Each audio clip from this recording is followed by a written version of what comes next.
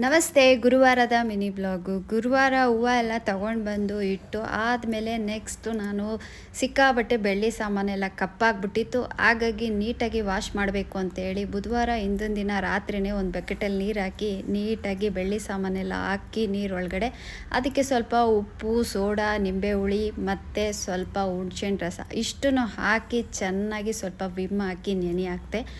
ಬೆಳಗ್ಗೆ ಎದ್ದು ನೀಟಾಗಿ ವಾಶ್ ಮಾಡಿದ್ರೆ ಬೆಳ್ಳಿ ಸಾಮಾನೆಲ್ಲ ಪಳ ಪಳ ಪಳ ಪಳ ಪಳ ಅಂತ ತುಂಬ ಚೆನ್ನಾಗಿ ಕ್ಲೀನ್ ಆಯಿತು.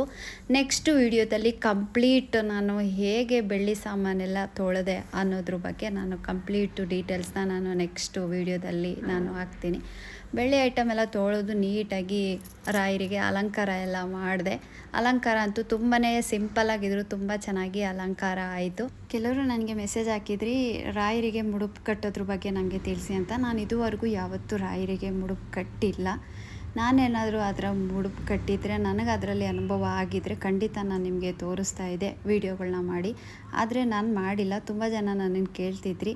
ನೋಡೋಣ ನೆಕ್ಸ್ಟು ನಾನು ಮುಡುಪು ಕಟ್ಟೋಣ ಅಂತ ಅಂದ್ಕೊಂಡಿದ್ದೀನಿ. ಮುಡುಪು ಕಟ್ಟಿ ನನಗೆ ಒಳ್ಳೇದಾದಮೇಲೆ ನಾನು ಕೂಡ ನಿಮಗೆ ವೀಡಿಯೋ ಮಾಡಿ ಹೇಗೆ ಮಾಡಬೇಕು ಅಂತ ತಿಳಿಸ್ತೀನಿ. ನಮಸ್ತೆ.